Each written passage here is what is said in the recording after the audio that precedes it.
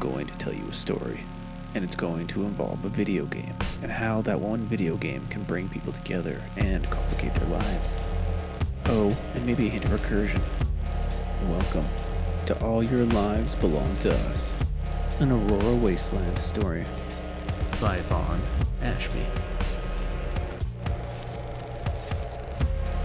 Episode 5, Gabby.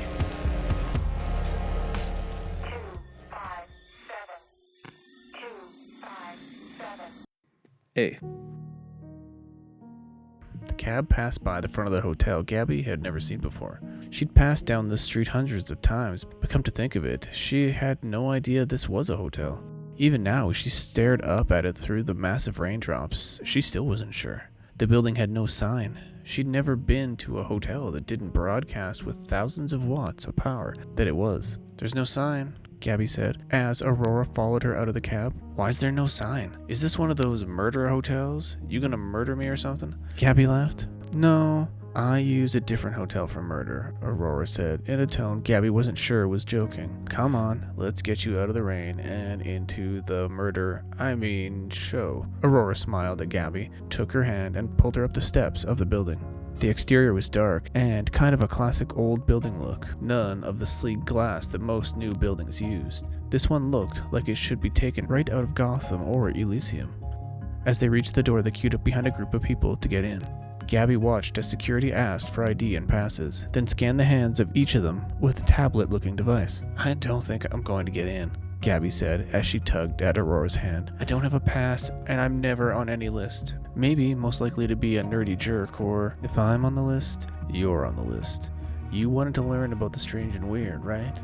"Yeah, but then the Aurora Wasteland convention is the best place for you. You'll be fine, I promise. The tablet scanning hands turned red as one of the people in front of them pressed their hand to it. The person mumbled something unconvincingly about how there must have been some mistake, then started to melt away to black goo right away in front of Gabby and Aurora. Gabby stared in horror at what she was watching. Aurora paid no attention to it and stepped over the freshly created puddle of tar that was being washed away by the rain. Security motioned for the two of them to move up. Gabby stared at the puddle until Aurora tugged at her. Even then, she cautiously sidestepped it. Then, just as she made eye contact with one of the security guards, Aurora tugged her arm again. They were moving past security and into the lobby. "Told you we'd be fine," Aurora said, as she brushed some water off her clothes best she could. Her clothes matched the style of Gabby, gamer chick.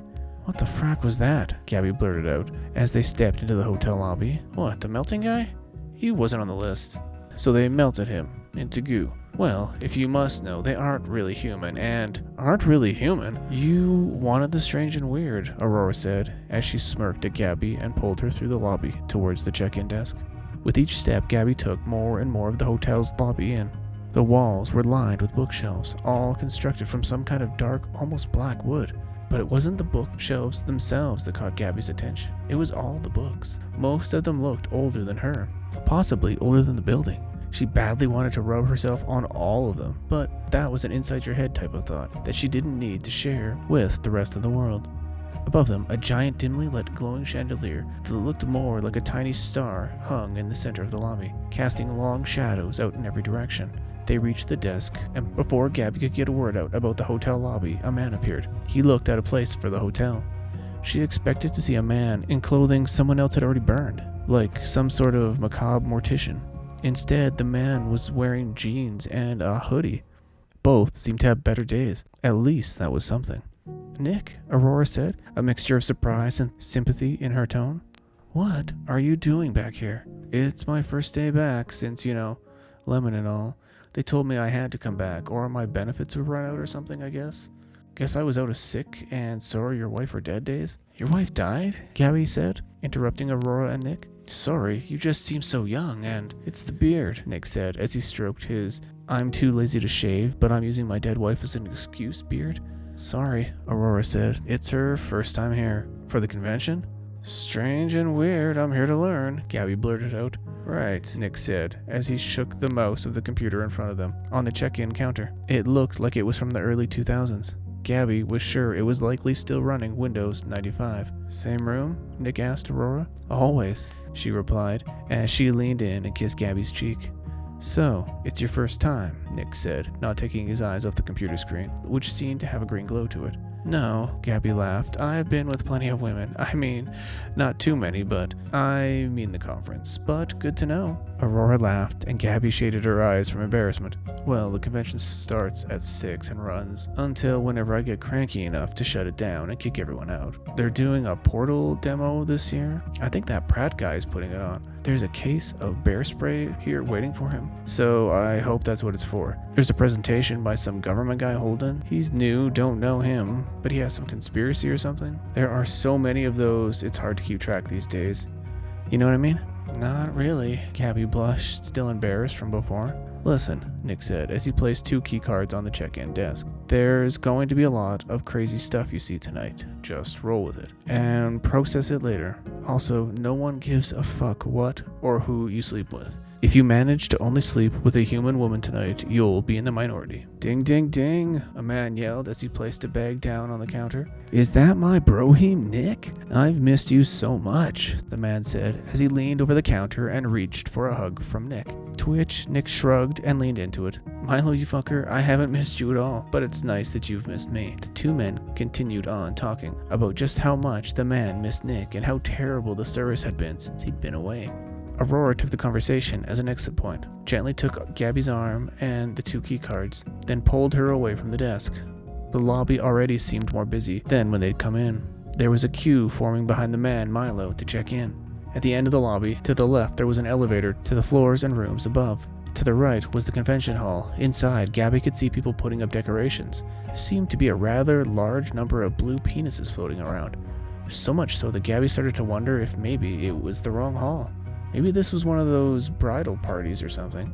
Do you want to push the up button? Aurora asked. Because most people Yep, Gabby said as she lunged for the button, just edging out an older woman who she hadn't even noticed before. Sorry. Aurora laughed. Can't wait to get upstairs. Yeah? Why? Why's that? Well, Aurora leaned in to Gabby's ear to whisper, presumably something dirty.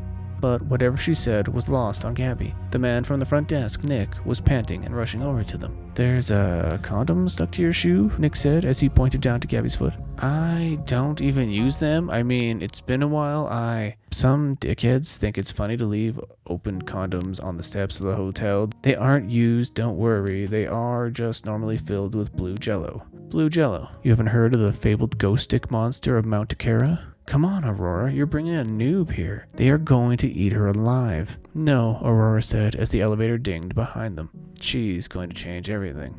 Trust me. 257.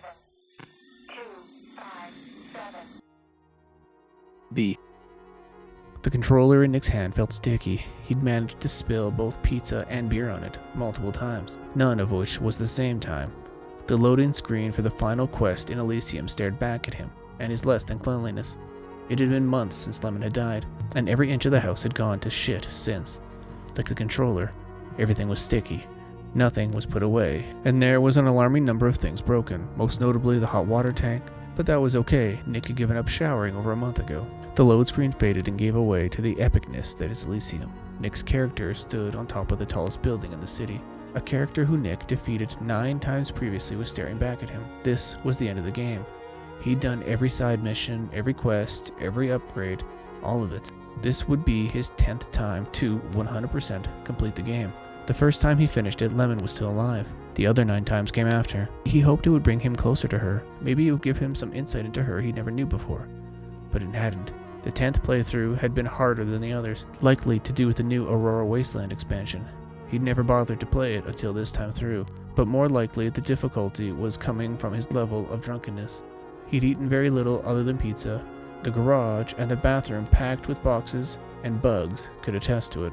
But his drinking had started earlier this playthrough, basically as early as it could get. He'd wake up and down a beer before even scratching his balls. The more he played, the more he was disappointed to find nothing.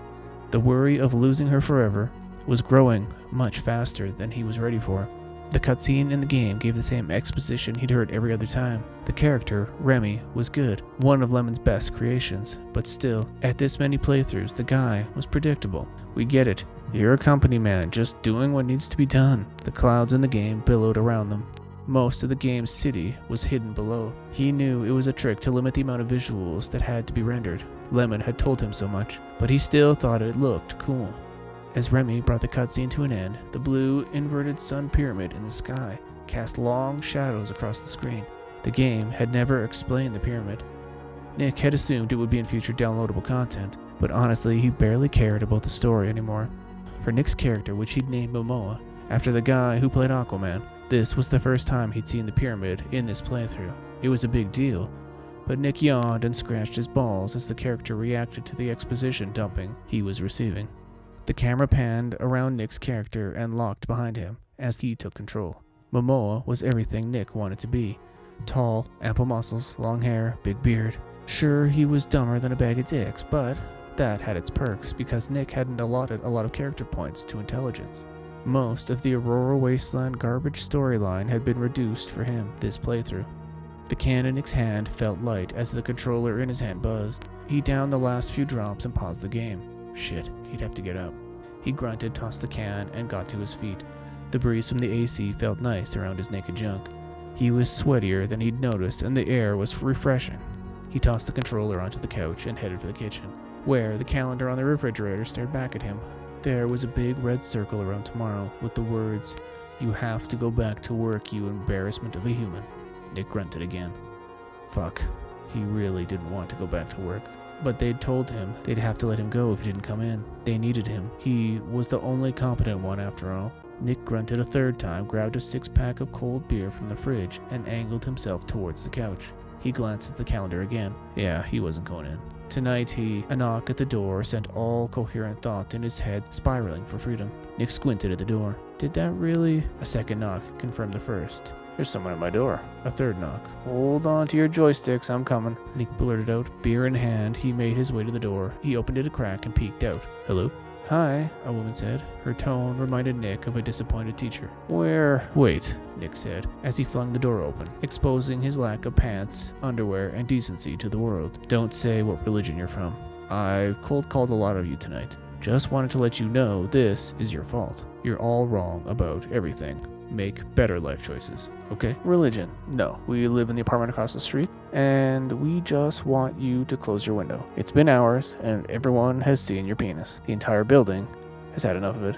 Nick glanced down and laughed. You don't like my dick? It's not that we don't like it, the other woman, who Nick didn't even notice was standing there until she spoke, said. It's just, I'm on the condo board, and everyone keeps calling me, and I have this important test tomorrow, and we just need some sleep. Sorry about my penis keeping you up. I'll close the window. Good luck with your school test tomorrow.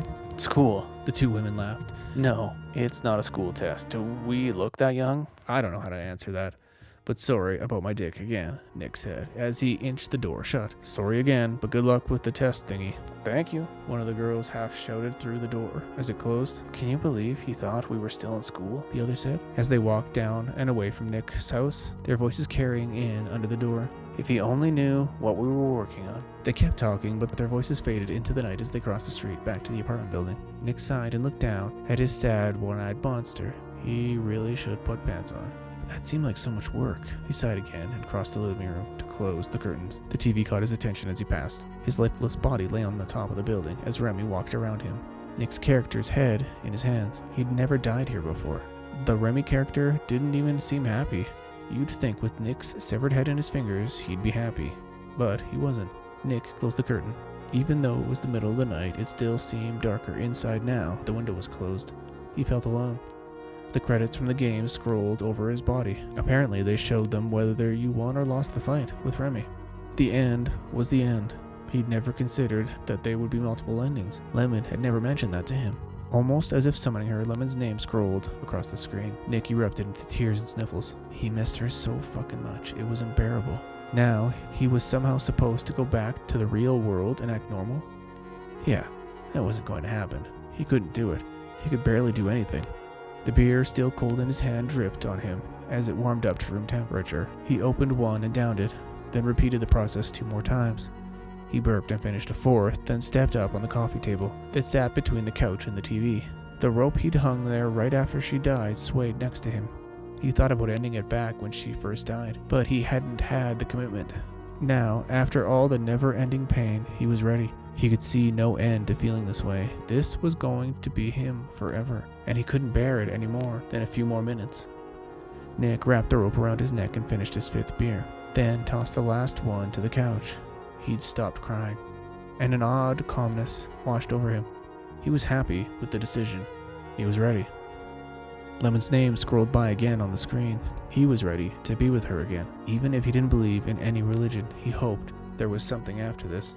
But ending his pain out of this existence was enough. He inched his toes to the end of the table and wiggled them. He realized he still didn't have pants on, and worried for a second that whoever found him first would have an unpleasant sight of his dead wiener hanging there as lifeless as the rest of his body. Nick glanced behind him, hoping to find pants, but underwear would do. He just needed to. A combination of things happened too fast for Nick's lubricated brain. The beer he'd downed right before taking effect, causing his motor skills to become worse than they normally were. Second, he caught sight of something he'd never seen before on the TV. He turned to try to look at it, while still looking for something to cover his man-shame with, all of which was an unforgiving combination, and Nick slipped off the table. The rope around his neck pulled tight. He struggled to see the TV, but the rope spun away from him. He kicked his feet, hoping to turn around, but nothing worked. He reached for the rope, but before he could get his fingers on it, the ceiling above his head gave away, and he toppled to the floor like a light sandbag full of beer. With the rope still around his neck, he gave a glance up to the TV screen. It was frozen. The credits stalled with Lemon's name in the center of the screen. A message overlaid it. Follow the used condom. What the gross fucking hell did that mean?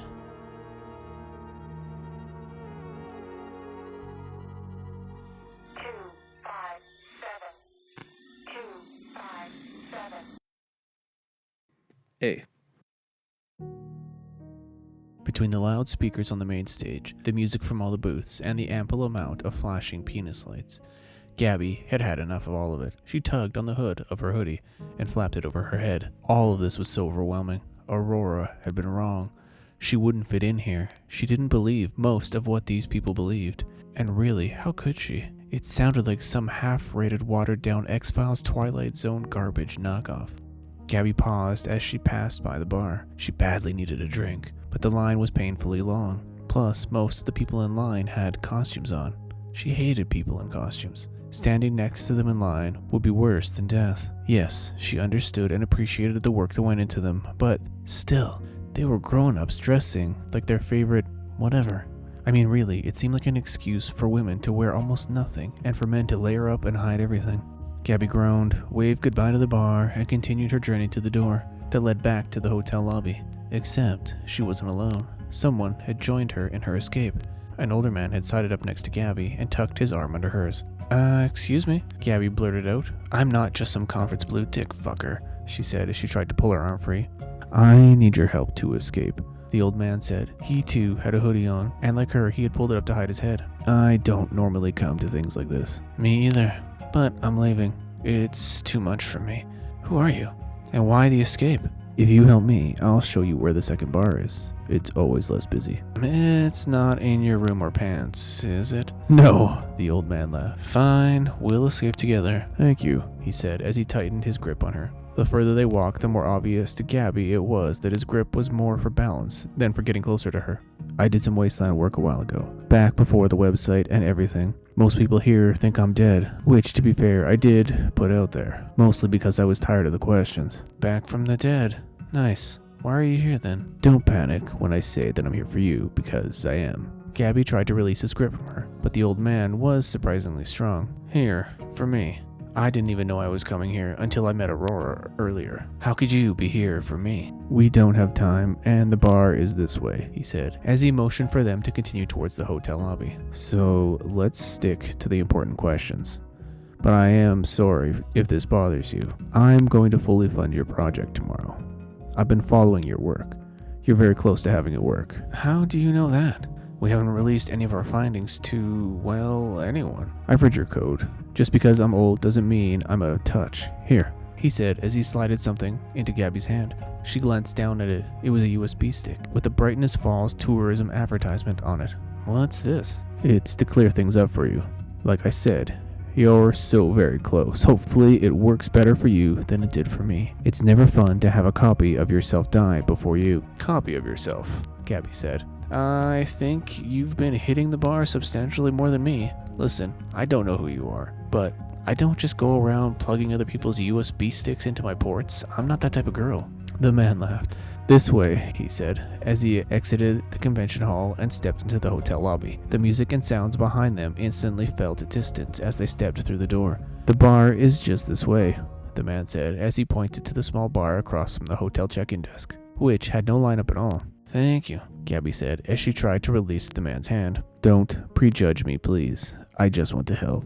I understand how crazy and creepy this all sounds. Good, because it does. Can I buy you a drink? Sure, Gabby said, as the man released her arm and grabbed the bar for support. He ordered them a drink she'd never heard of before, a used condom, which was probably the least appetizing drink name she'd ever heard. As the bartender assembled the drinks, to her surprise, without asking what the ingredients were, Gabby scanned down the lobby, only to have Nick, the guy from the front desk, almost bump into her. Did you just order something called a used condom? Nick asked. Yeah, no, I didn't. This guy did, Gabby said as she motioned to where she thought the old man should have been. Shit, there was an old guy right here. Yeah, don't worry about it. People vanishing here is kind of a thing.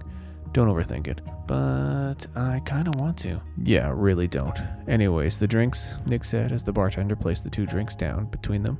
Tell me, Gabby, what is it you do? 257. B. Remy and the woman in the red dress stared at Nick from the foot of the hotel bed. He'd never woken up with someone in his room before. He wondered if he still had the drool on his face. He dabbed at his cheek. Yep, the drool was still there. The woman sighed. Do you think his brain is broken? That has been known to happen.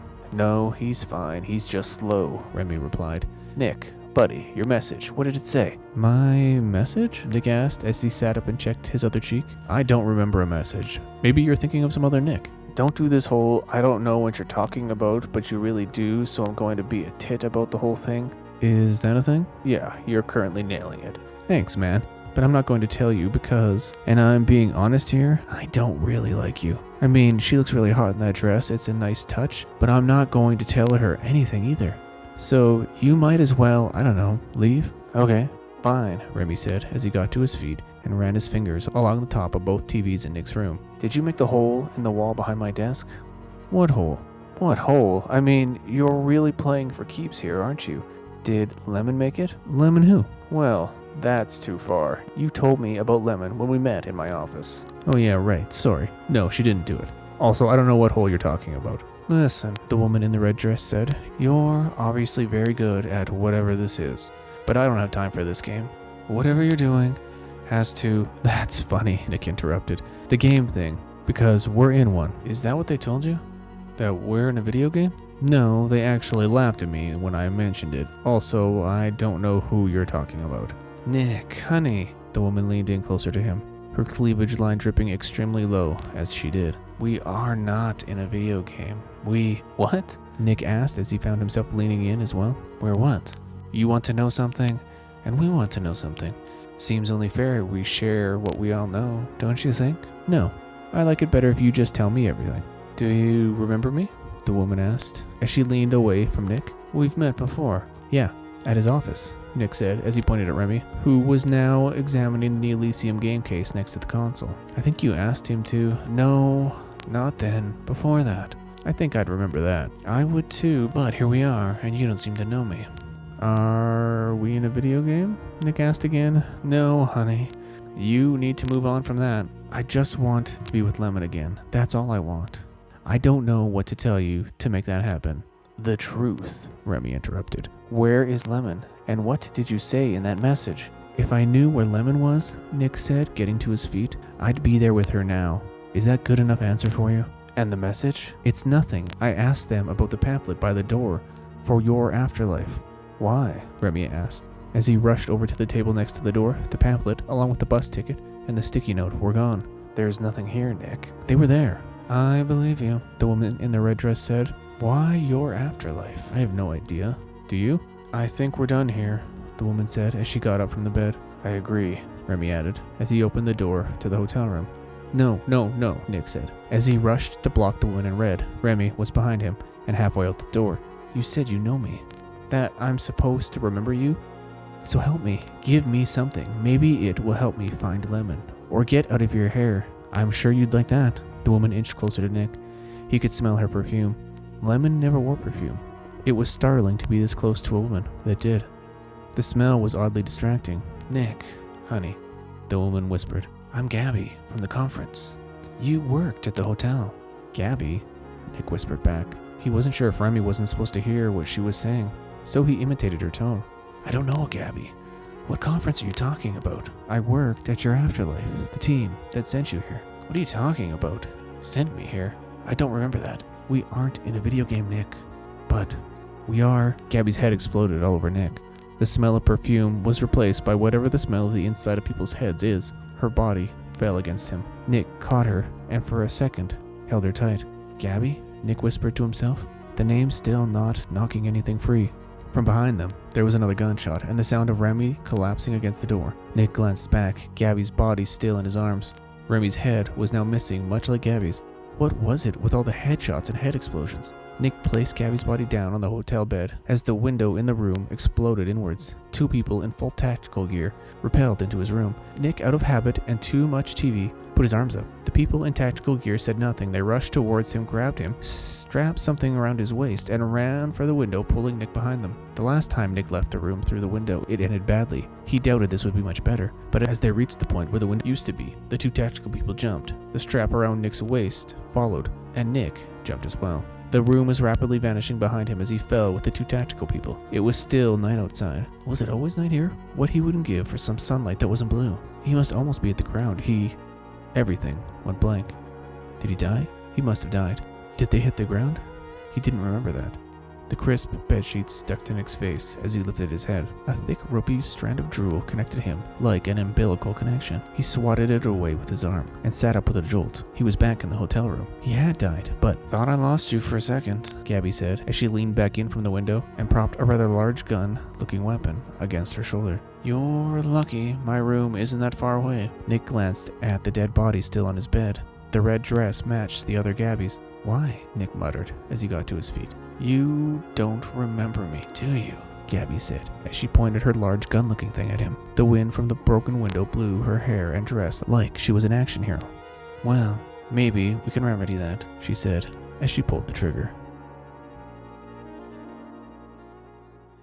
257. Hey, The coffee in Gabby's cup wasn't strong enough to balance out the headache she was enjoying from the night before. She drank a surprisingly large amount and hadn't noticed until she stumbled her way back to the hotel room and laid down in the bed. Most of her night had been tossing and turning while her body constantly scolded her about how much alcohol she'd drunk.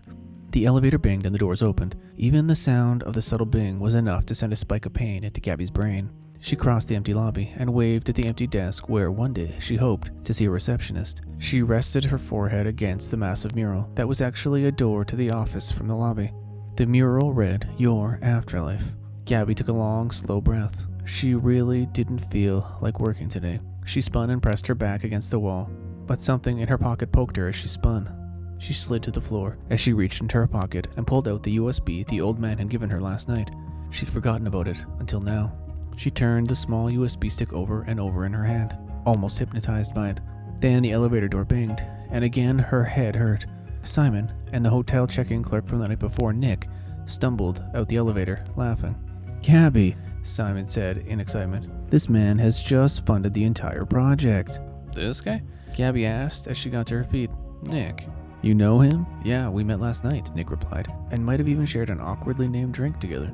"Yeah, maybe. Last night is, well, a headache right now," Gabby replied as she awkwardly stared at the two men. "We're fully funded, Gabs," Simon said as he waved a check in Gabby's face. "Nick here has also volunteered to be our first test subject." "Test subject? For our machine? It's not ready yet. Gab, it's fine. We'll make it work. You'll make it work. I have faith in you. It doesn't matter how much faith you have if it doesn't work. Sorry, Nick. Your hotel was very nice, but you can't just be a test subject for something that doesn't work." The elevator dinged for a third time. Gabby's head felt like it was splitting open. Imara and Birch, the other 2 women on the team, laughed as they exited the elevator together. Why was everyone so happy today? Why couldn't they read the room and get on her level of disgust, frustration, and need for silence? Both women froze as they saw the 3 of them standing there, then burst out laughing again. What is the pantsless wonder doing here? Imara asked. Simon, Nick, and Gabby stared at each other confused. You don't remember? Imara asked, now obviously talking to Nick. The other night, I came by your place and told you everyone in my building could see your diddle through the front window because your curtains were open. Oh shit, Nick blurted out. It's really hazy. I drank a lot that night and had other things on my mind. Sorry about my ween. It's okay, Imara laughed. I've seen worse. Birch laughed. Simon gave them both a "what's wrong with you" look. Ladies, Nick here just fully funded us, so it's probably best not to talk about our financial backer's penis. Well, Nick interrupted, technically, I'm just the delivery guy for the money. But I am the volunteer, though you only get the money if I get the gig. Oh, Simon said as he spun the check around in his hands to examine it. Your name isn't... He paused to make sure he got the name right. Faraday? No, Nick laughed. That dude is old as fuck. I'm weird dick having Nick. Well, not like I enjoy taking weird dick, more like that I own a weird dick. Back me up here, ladies, Nick said as he motioned to Birch and Imara. As long as we get the money, you can enjoy as much weird dick as you'd like, Simon said as he clasped Nick on the back. Enough! Gabby yelled. Why were they all still talking? Her head felt like it was splitting apart, just ready to explode at any moment. The machine doesn't work. Just because this guy gave me a USB stick last night that apparently has a magical code on it that makes everything work and then gave us money, and this guy Nick from the hotel just brought it over, and all just like he said last night. Not Nick, the old guy. You were in a hotel with an old man last night, Gabs? Simon asked. No judging, sometimes old men can... Yes, but... Gabby unzipped her bag, pulled her laptop out, and opened it. She spun the USB in her fingers. Was she really going to put this USB stick in her machine and just open it? That seems stupid, right? Major security red flag. She sighed and tucked the USB stick back into her pocket. I think I just need a nap. She paused as she noticed her computer opening a file directory she didn't recognize, and then opening the file on it. She watched as the file filled her screen. She stared at it. It was a connection file, similar to the style of the one she uses. She heard voices around her, but she was glued to her screen and they faded out. She stared at it. It looked almost like her own file, and she would know. She'd spent months working on it. They'd built and coded everything. In theory, it should all work, except you have to have somewhere to connect to. They'd been working on refining their connection string inside the file for months now, and it still wasn't working. The goal was the file. Their goal was the afterlife. What they'd gotten so far was static. The longer she stared at the connection string in the file, the more she was sure it was almost exactly the same as hers, except this one had 3 extra numbers on it. 257. Gabby swapped her connection file out for this one and executed a code compile. If this doesn't work, Gabby muttered to herself and the others in the room that she was still no longer listening to. All you crazies can suck my magic fucking code. It's connected. We're connected? To the afterlife? Simon said, the voice of the others around her returning. Yeah, Gabby said, her tone one of reverence. I think we are. 257. 257.